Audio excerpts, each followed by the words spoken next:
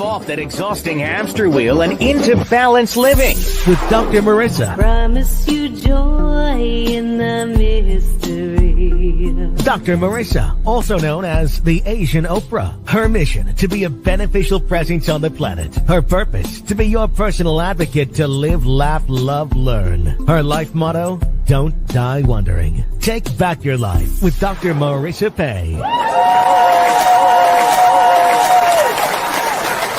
And welcome. You're tuned in to Take My Advice. I'm not using it.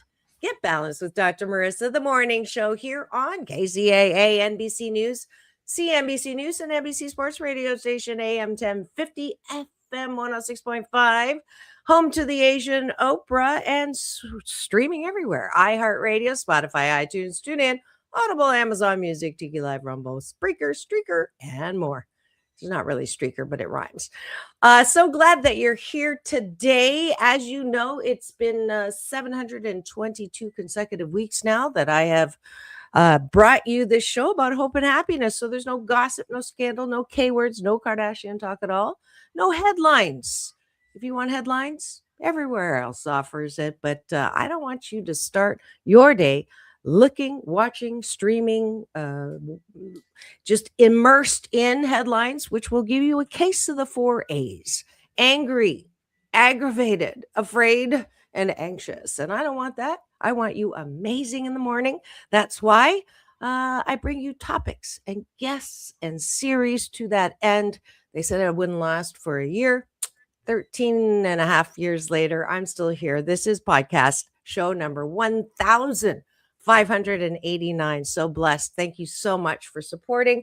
We're now at 4.7 million impressions. So I know that people appreciate good news. And I'm so delighted this morning. I have a very special #Tuesday talent guest with me in studio. Let me just read a little bit. There's a lot about her. She has over 200 film and TV credits, including Maude, one of my favorites, as her daughter Carol on Grease, and her memorable interview with Johnny Carson. We'll talk about that. And I have utmost respect for you because of how you just held your own there. And she's living proof that age does not have to mean a diminishing career. At 80 years of age, and proud of it. I don't know when this was written, but we'll just say 80 because 8's a lucky number in Chinese. It's a homophone for good fortune. Adrienne is a one of a kind of a handful of actresses that refuse to accept the concept that a number determines one's ability to work. Let's see. If I keep reading this, we're not going to have time to talk. So we're going to address some of this when we talk. I just want to welcome to my studio, Adrienne Barbeau.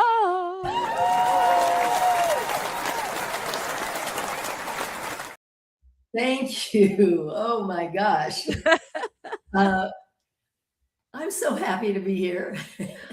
What a way to start the morning. Yes, I know. I'm very, quiet and depressed. Sarcasm is another service I offer. And this is how actually I start every show, with breakfast. And sorry, I'm not going to send you breakfast this morning, but we are going to take a bite. Yes, there we go. We take a bite of my gratitude sandwich. So what does that mean? Top of the bun is, what are we grateful for when we look outside of ourselves? And bottom of the bun is, what am I grateful for inside of myself? And I like you guys to do that. You know the drill. We get to do it with my guests this morning. What do you like about yourself? So when you go to bed tonight, you're not thinking about who done me wrong or what I didn't finish or how I'm not all that. You are all that. And we affirm that with the bottom of the button. So I'll start. And we're going to do this quick because there's so much to get through. I am grateful for Harlan, who brings me fantastic people like my studio guest today, Adrienne. And for that, I am truly grateful. What are you grateful for, Adrienne? I just, I was awake about 4:30 this morning just because I happened to wake up. And I put myself to sleep most nights, or if I wake up in the middle of the night, I am grateful for. I used to start with the A's and just go, I'm grateful for air if I couldn't think of anything else. But now it's pretty much, I'm grateful to be here. I'm grateful for my family. I'm grateful for my home. I'm grateful for my friends, for my career. I'm grateful for my life. Yeah. Well, it shows on you, and I think that's your beauty secret, because I think gratitude is probably more effective than any kind of facelift product that's out there. That's beautiful, and I'll say I am grateful for hot showers in the morning. I think that's a creature comfort that we cannot take for granted, for sure. And my coffee in the morning. We can definitely cheers to that. All right, let's go to the bottom of the bun, which is weightlifting. It's my BS, my belief system, that good mental health starts with liking yourself. And well-meaning parents, more mean than well, sometimes said, don't toot your own horn. You're not all that. Who do you think you are? And it has created a generation, or many generations of us, that are walking around, literally this generation, looking for likes, right? Who likes me, literally, on social. And that's a dangerous way to live your life, because people can like you 1 minute. And as I'm sure you know, especially when you're an actress and in the public eye, they can love you and then they don't like you the next day. So it's I want everyone to practice this. It's a good life habit and a hashtag blissipline that keeps me centered and balanced. So I like that I am I got the gift of the gab. Any situation, I can probably find something that I can say, and I try to make you laugh, because even though my husband didn't think I was funny, I am funny, and so I am great. That's a good thing about divorce. So I appreciate that I'm funny and talkative. What do you like about yourself? Even before we get to that, I thought of a story that I've never. Maybe I mentioned it in my memoir, but when I was in maybe third or fourth grade, I had a teacher who wrote on a report card, Adrienne thinks she's better than everyone else. And I was so mortified and humiliated that from that time forward, I swore that that no one would ever say that about me. And I repressed any, nobody was ever going to say I was conceited or anything like that. And it took me years to overcome that, to be able to say, I'm okay. There are some things, it really damaged me for a long time, especially in terms of starting a career as a young actress. I wasn't going to ask for what I wanted because, people would think that was, How dare you? Yeah, inappropriate. So I'm so sorry. I guess I'm grateful that I overcame that. Yes. No, and thank you for sharing that. That is definitely that's what all of this is about. It's like we got to get to that place where, it really doesn't matter what anybody else thinks. The most important person is ourselves, right? To go from our own worst enemy to our bestest friend. And I love that. Thank you for sharing that with us. Yeah. To answer your other question, what am I grateful for? About yourself. Oh, about myself. Yes. What do you appreciate about yourself? I'm grateful that I'm still here. Okay. I'm grateful that I'm still here.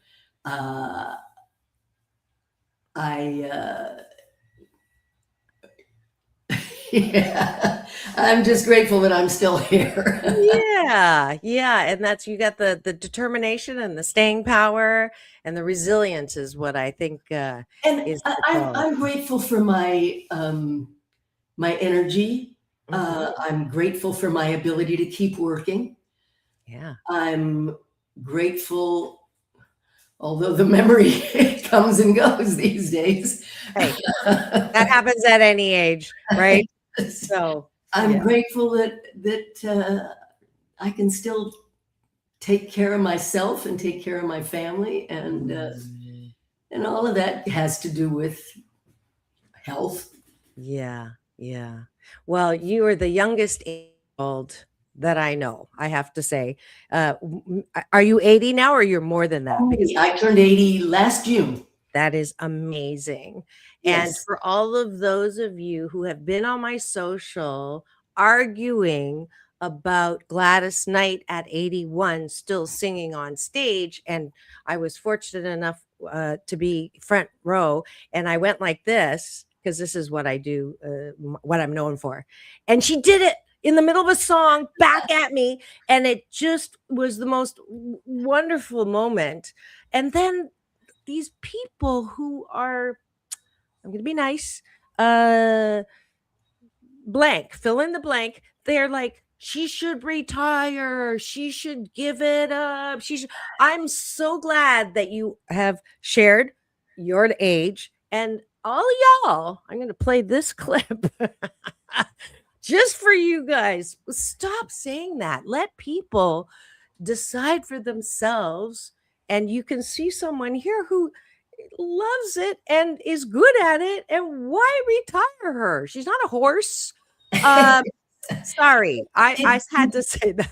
it gives me, it's sort of my raison d'etre. I mean, it's, to But we, on the days when there's absolutely no work, it's like, oh well, what am I going to do? What am I going to accomplish? But uh, I I I love it. I don't feel like I've ever worked a day in my life yeah, because it's always fun, even when it's not fun. It's still fun. I'd rather be doing that than, yeah. and so I'm just grateful that I can continue to do it.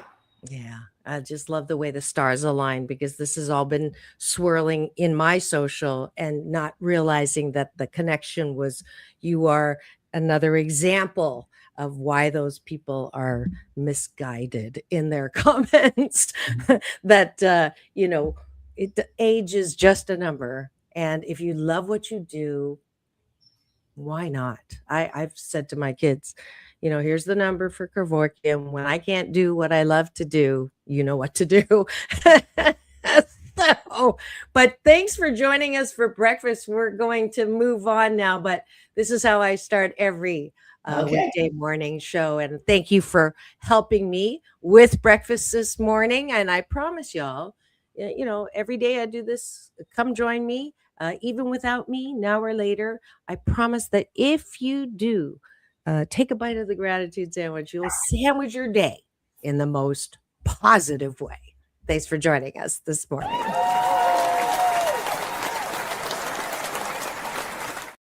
And now for the topic of the day. The topic is my very special guest.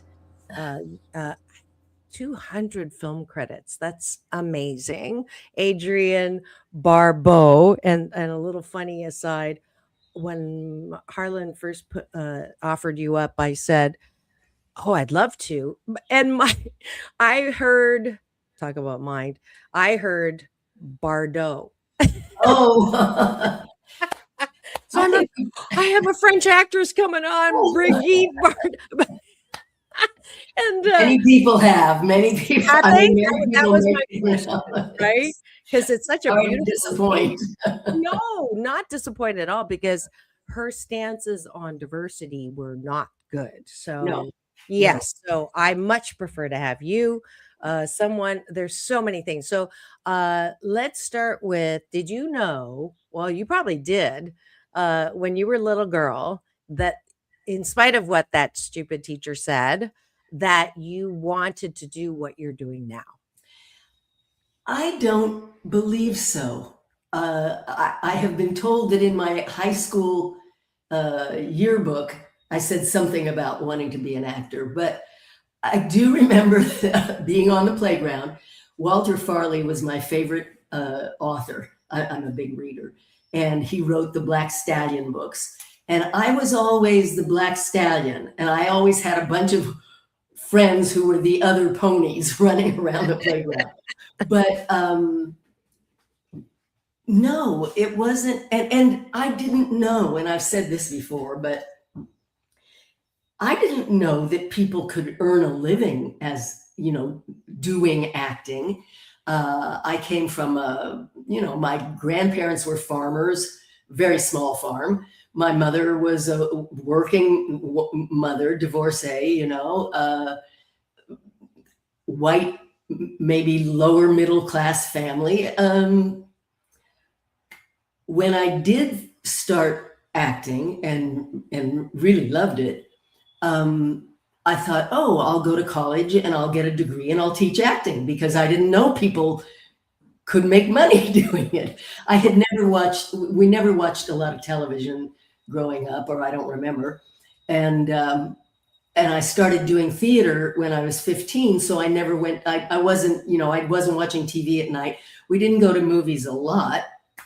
I was not one of those people who stares at the screen and studies everything. It was, and I sort of fell into it because somebody had told my mother I could sing. So she started me taking singing lessons. And then somebody else said, oh, they're having an audition, you should go do this. And I got involved with a very wide-reaching community theater.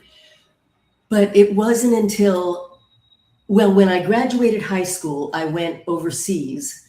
In those days, it was called the Orient. Now it's, Southeast Asia. We were in Korea and Taiwan and Okinawa and Japan and all of that, entertaining the armed forces. Oh. And when I came back, I started college thinking I was going to get my degree. And a friend had been in New York and had done an off-Broadway show. And she said, you ought to go to New York. And they've got good teachers there and you could try. And I thought, oh, all right, well, I'll go. And if nothing happens by the time I'm 25, I'll go back to school and get my degree and I'll teach, And so I went to New York and where was this that you grew up? Northern California, San Jose, the Bay Area. We lived all over California when I was up until the time I was 12, because my dad, his job was, he was transferred a lot. And my family, my Armenian relatives, the grandparents, where I spent all my summers, were in Fresno in the Central Valley. So. Okay. Yeah.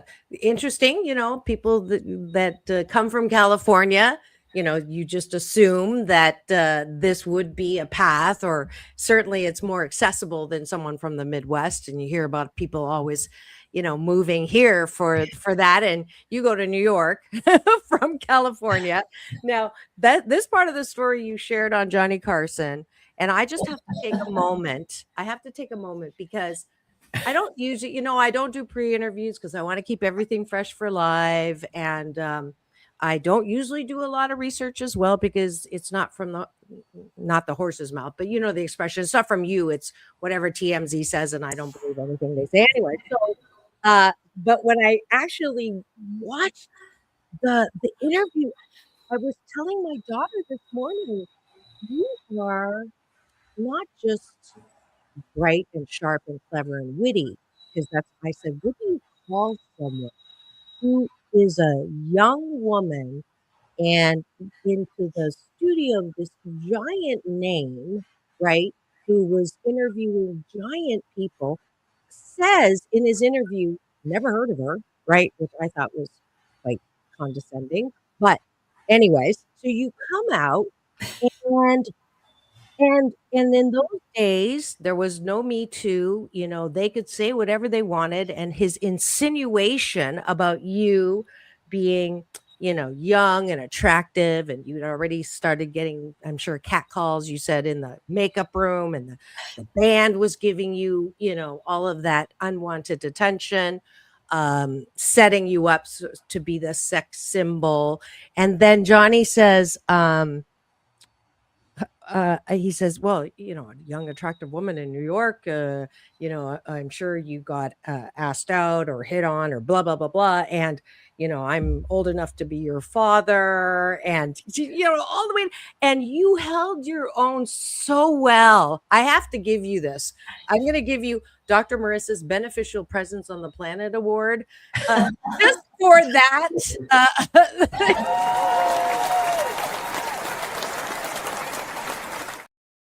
Because you could tell you were nervous at the beginning, but then through it, you were not the stereotypical, quintessential, average young starlet at the time that goes, you were, oh, you could be my lover. And I've never seen Johnny Carson speechless. Like, literally, that was not a written in joke. No, it wasn't. It wasn't. And good for you. I mean, I was so impressed. I was telling my daughter, she called me this morning on the way to her new job, and so that's why I wanted to first acknowledge the brave, no fear, and what your teacher so horribly gave you is we all are one of a kind, wonderful. We all have lights, right? Different kind of lights. And the fact I could see in that moment of what you're saying, you got over that, which is really good. And you owned it. I also loved the way on Maude in that, I don't know if you saw, I put a little clip together to promote last night, and I tagged you, but I figured it was too late for you to see. But because I have a show every day, I don't necessarily do it ahead of time. So you did your little thing on Maude, the when they yes. Yeah. Yeah. And I love your smile. Like, you were not a comedic actress, which you are, but I mean, you did not like deadpan. Maude sort of deadpans the face after something. You would actually laugh along, which I thought was also very endearing. Oh, thank you very much. It's so adorable. It's interesting to hear your reaction and other people's reactions. That Johnny Carson thing did come across my screen not too long ago, and I was like, oh my gosh, who is that girl? No. But thank you. No. I don't ever want you to be embarrassed by that. I thought that was really, you don't get credit for sort of being a pioneer, and I would say you should, right? Because you, Jane Fonda, women who didn't kowtow, right? You knew, you had value, you were bringing value, and didn't, had a say. I don't know if you did or not, but you acted like you had a say in everything. I came from a long line of strong survivors, women survivors. My grandmother came over from Armenia when the Turks committed the genocide. My Aunt Ruby lived to 101, and she was still, and my mother, died when she was 81, but she was working 4 jobs when she died. Now, some of them were volunteer, she was working at the airport and giving people directions, but raised 2 daughters by herself on very little money, and didn't take any, I don't know what we can say, but didn't take any, shiitake. And I sometimes see young women, or I read about women who've been through something, maybe, the Me Too movement or everything. And I think, well, why didn't you just stand up, But and I realize that everybody is raised differently, but I do credit my grandmother, my mother, all of my strong Ancestors. women relatives with, and it's probably what led me to being, I mean, I was cast in that kind of role from very early on. One of the things I am proud of is that I believe I played the first gay woman in a television film that I did called Someone's Watching Me. Back Ah, in 1978, we filmed it. Yeah, I just, that and is early. it was early. It was before, it was before everyone. Yeah. So that's what I'm saying. I would put pioneer in your, I didn't put in the lower third because I hadn't asked you first, but I absolutely see you in that role. So like it or not. Um let's look at some of these credits because it was pretty I mean, I didn't know. I'm not a huge, I startle really easily. So Oh, or I am I not don't watch them either. so I I don't haven't watch them seen either. I haven't seen a lot of these, but let's take a look. You've got gosh, and you've just been working too about Cowboy Bebop for Netflix, Harlan Coben's Shelter for Prime, Duster on HBO Max, Sons of Anarchy, Criminal Minds, AJ and the Queen, Grey's Anatomy. You were also in the horror stuff. Where's that list? You tell me. I can tell you. I can tell you. Yeah, you remember. People know me for The Fog and Creepshow and Swamp Thing and Cannonball Run, which was not a horror film, and Back to School.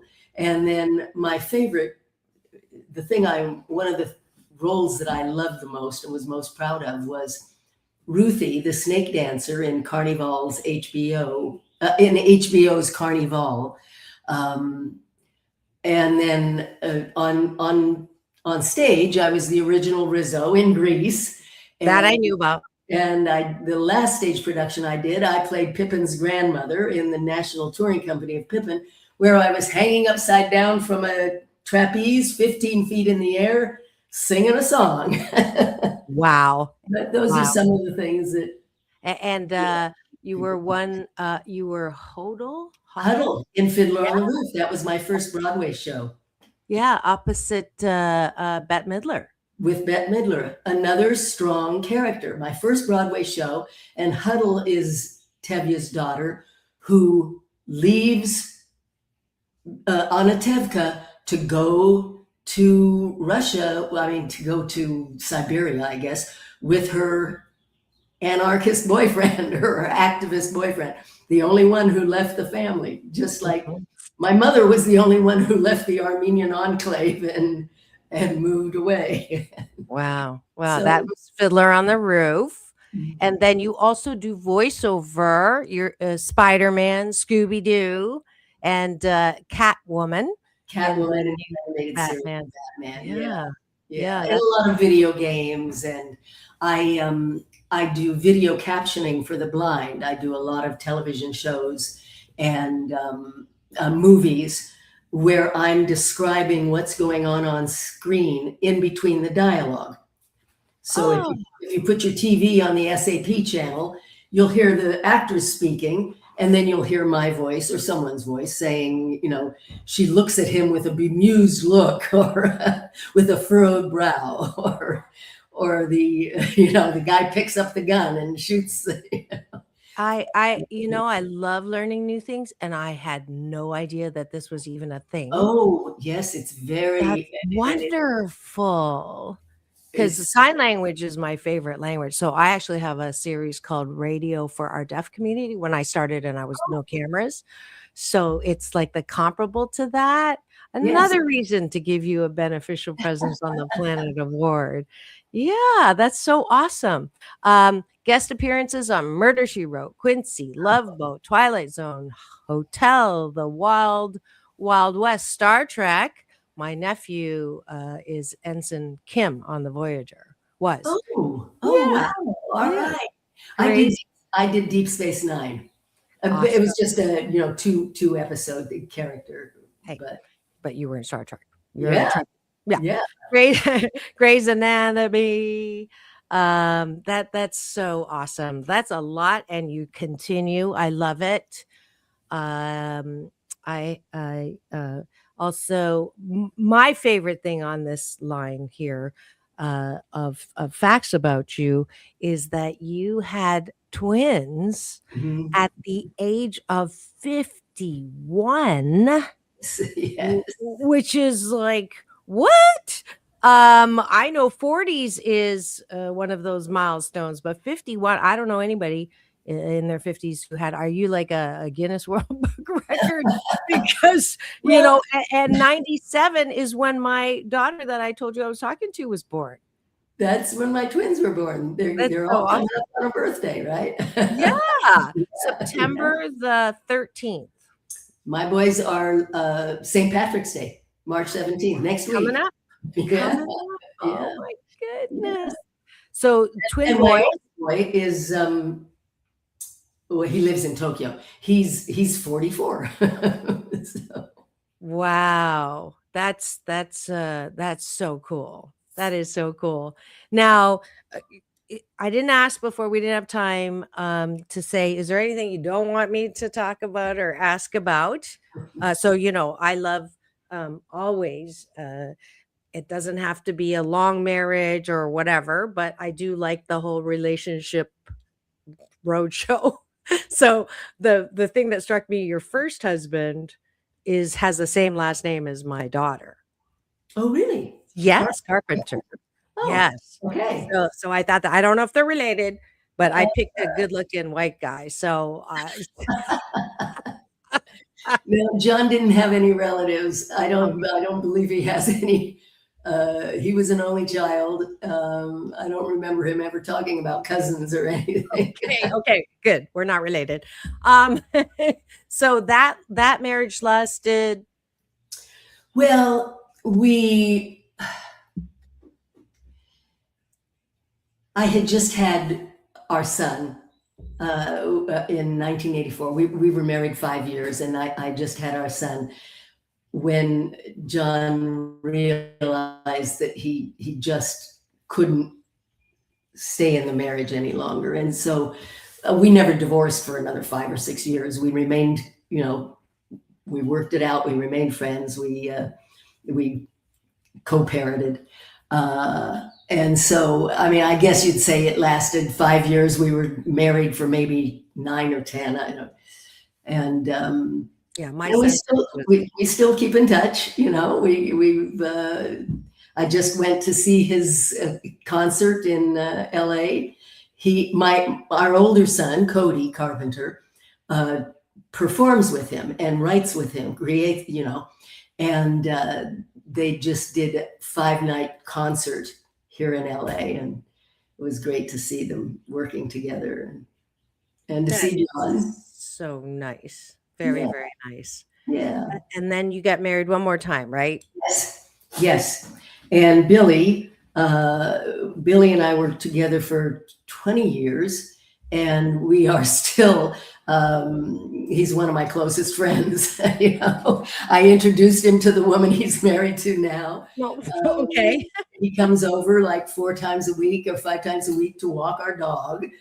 And we always celebrate all the boys' birthdays and everything, the whole family, or Christmas, him and his wife. And we've managed to remain very, very good friends.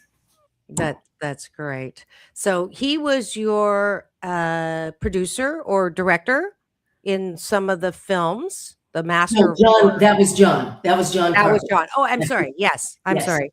That was John. And then Yes. the Billy. I met Billy when my agent sent me a script for a play. that Billy and his writing partner had written, and they were asking if I would do a production here in LA. I thought it was the funniest thing I had ever read.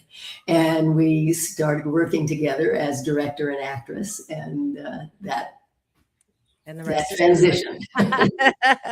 Great. So that's a one way to combine personal and professional. Yes. Well, that's great. And I love that, in the bio, your favorite role is that of a mom. And I say that too. Oh, yes. Nothing like Yeah. having children. So what would you say the most important thing that you learned as a mother, for those of my audience, lots of mothers, and advice, any advice that you would give to moms, especially, older moms who, like you, sort of broke the mold of, or the stereotype of when to have a child. I always say it doesn't matter, but it is something that is important to do in life. I don't care what it's like in the environment or what the world's like. You can still bring up a child to love life, no matter what's going on. So now you know which way I lean. What would be your advice to moms? And then what would be your advice on relationships? And then what would be your advice for anyone wanting to get into acting? And I have years. I know. I am not one who gives advice unless I'm asked, or unless it's my kids. I feel like but your experience is important, plus the name of my show is Take My Advice. Yes, I'm I know not using it. So about that before I signed on, I thought, oh, you know what? Well, the one thing I taught my children, I hope I taught my children well, is to treat other people the way you want to be treated. That was, and we got on the plane once. The twins were both about 3, and sat down, and I wanted them to put their seatbelts on. And I said, you know what the golden rule is, or you know what the rule is on the plane? And one of them said, yes, treat other people the way you want to be treated. Well, yeah, that's one of the rules, but the other rule is put your seatbelt on. That's so cute. When Cody was young, there was a book out called Parent Effectiveness Training. And it talked about how to listen to children, but also how to talk to them. And one of the things that stayed in my mind was, don't use the word why. Because it is I don't remember how they described it, but will put someone on the defensive. And they always said, just listen and repeat and see what comes up. And again, with Cody, we were driving home from kindergarten or first grade or something, and he said, I hate my teacher. And instead of saying, why do you hate your teacher? I said, oh, you hate your teacher, huh? He said, yeah, I really hate my teacher. I said, wow, sounds like you really hate your teacher. And he said, yeah, she won't let us do something on the playground at recess. Oh, okay, now I understand. So instead of saying, why do you hate your teacher? I started trying to pull him along, and it worked. And I try to remember that.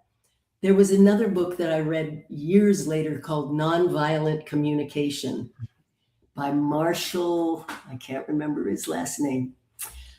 This is a man who goes into prisons and teaches communication and negotiates between countries and everything. And there were a lot of good concepts in that book. And then the other thing I remember, this statement, if you take responsibility for another person, you rob them of their ability to grow. And that you know, I mean, there are boundaries, I suppose. But again, I remember, and it was Cody, you know, jumping off the sofa. Cody, you're going to hurt yourself. Cody, don't jump off the sofa. And finally, a friend of mine, a very astute, well, he was a healer actually, said, you know, if he jumps off and hurts himself, he probably won't jump off again. And so Consequences. there's a fine line there, but yeah, that's beautiful. Mostly I try to listen. Well, I'm an actor too, so I try to understand and not judge. I you know, and I hope that I've raised my children to not be judgmental. Yeah. Well, I'm going to stop you just for a second, only because I went 10 minutes over. I do this at time. No. We still have another 20 minutes for talking, but I do have to take a station break for news, weather, traffic, and a word from our sponsor, but I didn't want to stop. I'm really enjoying and thank you for being a great role model for strength and the feminine energy of you're beautiful inside and out, and I'm so glad that I got to have this time with you, because you truly are, your heart is so like transparent, like, and so I see you and you're beautiful. So the feminine energy and the strength, that's what I'm trying to learn, because my testosterone, I've been told, is pretty high. So Dr. John Gray, who's coming back on Men Are From Mars, Women Are From Venus, keeps telling me to tuck in my testosterone and find role models who are strong and, you know, still have that soft, and you have that. And thank you for that role modeling. Yeah, absolutely. We're going to be right back with more on Take Your Advice. I'm not using it. Get Balanced with Dr. Marissa. My very special Tuesday talent guest today is Adrienne Barbeau, and we'll be right back. Don't go away. In 2 and 2.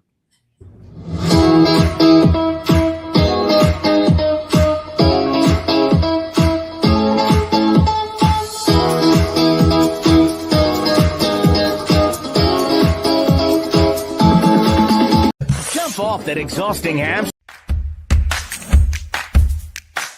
Well, she has been dubbed the Asian Oprah, and she just wants all of us to be happy.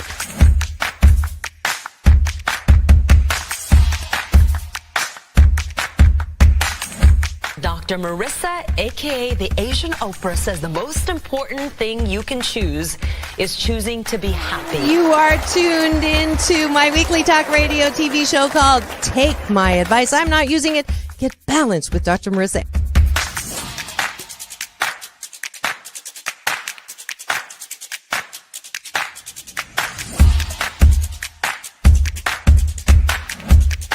That's the idea for Dr. Marissa Pay's new book called 8 Ways to Be Happy. Many of us say, I am my own worst critic. Nobody's harder on me than I am.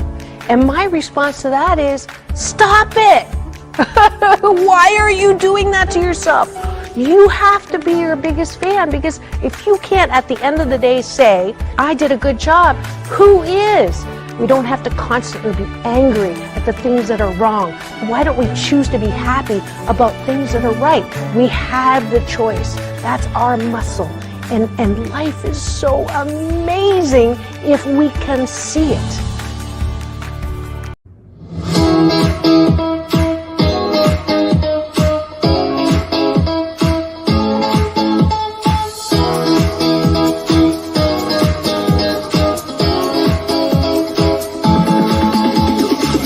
Take back your life with Dr. Marissa Pay. And we're back. You're going to take my advice. I'm not using it. Get Balanced with Dr. Marissa, the morning show here on KCAA, NBC News Radio, AM 1050, FM 106.5, streaming everywhere.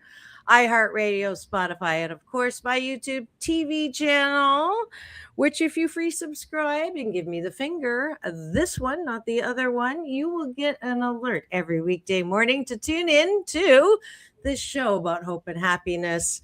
KCAA is the home of Asian Oprah, the number one talk in the IE. Thank you very much. And we always have something new to learn and great people because we don't want to talk about the headlines.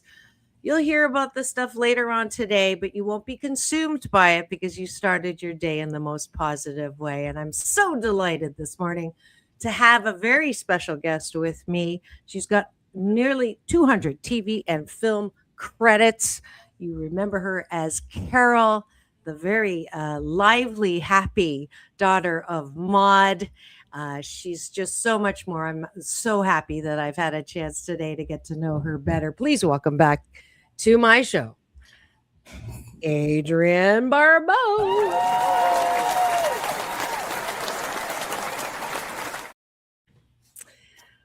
I've asked you a lot of questions. What would you like to say, if anything? I mean, you have two books, right? 2 or 3 that I have. Actually, I have 5, but oh, gosh, the ones I'm most proud of, or the ones I'm happiest with, I guess you should say, is my memoir. There Are Worse Things I Could Do, and then I wrote the memoir purely by accident. I never considered writing. But as strange as it sounds, I felt like I got a message from my deceased girlfriend telling me that I was to take a writer's class. I'd never written before. I mean, I'd kept a journal, but I'd never done anything else. But this message came through very, very strongly from, she was my best friend and she passed in 1998. And so I started taking a writing class, and out of that grew There Are Worse Things I Could Do, which, I just wrote about things that had happened to me, or movies or whatever, things that had happened to me that maybe I took for granted, but that I realized that other people would think, oh, this is sort of odd or unique or interesting, doing the rat movie in Russia where I was covered with rats and the only thing that they would eat was fish. So before every take where they had to have the rats swarm on me, I had to squeeze fish juice all over my costume, things like that, and out of the memoir came 3 vampire novels. The first one I co-wrote with someone who had approached me and said, you ought to write something for your horror fans. And then the second 2, of which I am more proud, I guess, I wrote on my own. And then 2 years ago, 2022, which was the 50th anniversary of Grease, the show where I originated the role, we put together a book of a collection of stories from all the actors who had been in the Broadway show, the national company, the touring companies, many names that you would recognize, from John Travolta to Patrick Swayze, Mary Lou Henner, Barry Bostwick, Jeff Conaway. And it's really a fun book for anyone who's interested in Grease per se, but also for anyone who's maybe getting started in the business, to read what auditions were like, what rehearsals were like, what it was like backstage, who was making love with who rode the Kanicki's car off the stage into the theater by accident. And so that was my last one. Super cool. Super cool. And then I noticed something that I didn't know. I'm glad I brought that up. You had an affair with Burt Reynolds? Yes, that's in the book. That's in the book. So, I don't think of it as an affair. I mean, we dated for 3 months. It was very intense. And how did you meet him? pardon me? How did you meet? Oh, well, again, a psychic. We had used a psychic on Maude as a technical advisor for an episode where I think Maude goes to see a psychic. And the psychic and I became friends, and she did a reading for me. And she said, you know, you're going to meet someone, but what I don't understand is you already know him. But I see him, he's like posing on a rug, on a bearskin rug. I don't know who this is, but you're going to meet somebody that you're going to have a relationship with. And a couple of weeks later, I went to Nashville to do the Easter Seals telethon. And Burt Reynolds, who I had seen on Johnny Carson, so I sort of knew him, and who had just come out with his, what was it, Cosmopolitan, or I can't remember what the magazine was, his spread where he was on the bearskin rug. Burt was hosting the telethon. So when he asked me out, I thought, well, I mean, I'm supposed to go out with this guy. This is the one, you know. And so we dated for about 3 months, and then, and this is in the book. He was supposed to show up one night, and he didn't. And I went out to my car the next morning, and there was an 18-page handwritten letter telling me that, you know, he loved me more than anything in the world, but he was still in a relationship, and and he couldn't see me ever again.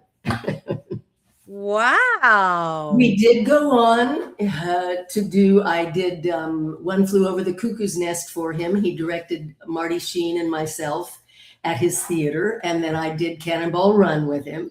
We remained friends. But that was my relationship with Burt. Wow. Who was the person he was still? Dinah.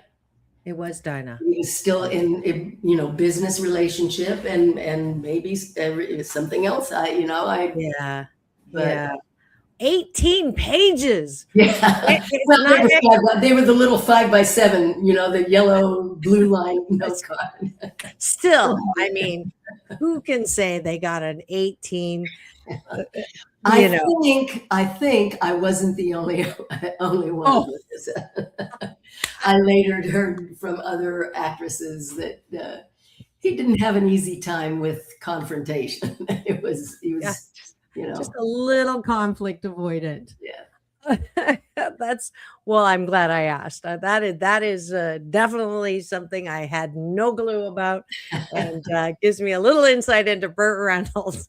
Well, and it was Cosmopolitan, by the way. I just did look at that up. Yeah. And it's the earlier book about nonviolent is Rosenberg was his Right. last. So yes, thank you. I was going to run upstairs and look, but I didn't think I had time. Yeah, because, you know, I love it when I get little, you know, nudges to explore different things. And I will definitely take a look at that book. So thank you. So we have 5 minutes left to talk about whatever you want to talk about. I guess you could go to the book if you were looking for acting or any kind of tips on that. She has that in one of the books, I guess, the Grease book. You said Tell me more. Yeah, it's not so much you know, about acting, but you get a sense of what an actor, somebody first starting out. You know, one of our actors, Alan Paul, who is in Manhattan Transfer. But I think it was Alan who told the story about having just had his 13th callback for Jesus Christ Superstar or Hair or something. And then they called him to audition for this thing called Grease. And he thought, I don't want to go to Europe. I don't want to go to, you know, have to do something about, you know, the country Grease. But he had just been rejected 13 times. So things like that. It's sort of interesting. Yeah. What I'm excited about now is last May, I spent 5 weeks in Kentucky working on a film with a wonderful writer director and a great cast, and I'm very excited about it. They've just finished the final cut, and we're hoping to see it have its world premiere soon. And I really love the script, and I really just was excited about doing that movie. It's called Oddities. It's a horror film. Well, it's not really a horror film. It is a Thelma and Louise meets The Quiet Place. You know? Oh, I like that. Okay, I will watch that. That one. I will watch that. Oddities. Odddities. Yes. Okay. I play a woman who owns a 5,000 square foot barn filled with antiques and oddities and strange things. Ooh, yeah, the poster is out. Let me see if I can pull that up so people can recognize. Now, there was a short film that we did. Let's see, which one are you showing? No, that's not it. Oh, it's not. Okay. That's right. not it. I don't think they have a poster yet. Okay. I don't think they have a poster yet. Okay. So, but I like the Thelma Louise reference. So I'll Yes, definitely yeah. look at that. And my son, totally separate from me. This had nothing to do with nepotism. But the director, Tyler Savage, is a huge fan of my son, Cody Carpenter. And in fact, had gone to school with Cody. He was a couple of years behind him, but that's how he got to me originally to make me the offer for the short film that we did originally. But my son has scored the film. So I'm really excited to hear his work. And the only reason I'm excited, one of the reasons I'm excited about the movie is because Cody, who never watches movies, doesn't like movies, doesn't have it, said, "It's really good. It's really good." Okay, I'll take that. Isn't that funny how kids are? Like my kids, I got to interview John Travolta on the carpet and Quincy, Halle Berry, and they're not impressed at all. Like nothing I do, they don't impress. And then I had one interview with Tony Hawk, and then yes.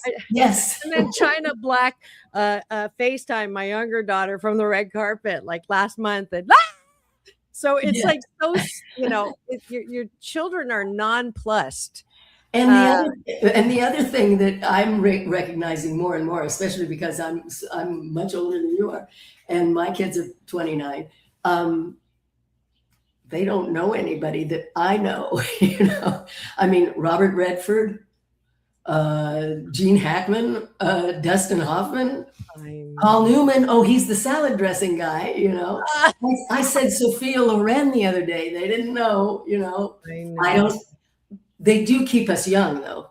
I know more people of their generation and the younger ones, and the songs and music and all of that than somebody else my age. I think. I have so many more questions, but we're out of time. I want to thank you so much. I guess one last. Do you still sing? Not really. I mean, around the house. Actually, I auditioned for an animated cartoon the other day, and they wanted a song. I didn't sing it. I went into my album, and I just sent them a clip from my album. But no, the last time I really sang was with Pippin, on stage. Mm-hmm. I've just been doing other stuff. Yeah. Only because that was my path before my dad sat me down and said, "You've always wanted a PhD. You're not that good. I mean, you're good, but you're not that good," right? Because he wanted me to get my doctorate. So he said, "You could always go back to music." So I just got booked for a baby shower. Now, I've been doing weddings and funerals. So that was really curious, whether you were That's great. Great. But anyways, we are so out of time. We could talk forever. We could. I would love to have you back. And, also I'm in Long Beach on the beach. So Oh, anytime you're close, let me know and come on over. Love to okay. continue the talk. We'll tape it and then show it later. Okay. Thank you. But thank you so much. If you would do this, I do this at the end of every show. It's all about balance, peace in, peace out, world peace Oh, yes. through inner peace. Okay. Thank you so much, Adrienne Barbeau, everybody in studio today.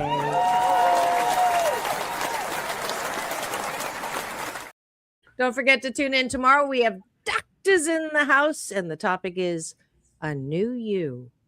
I'll see you tomorrow. Thanks for tuning in. Now, go and have the best day ever. Jump off that.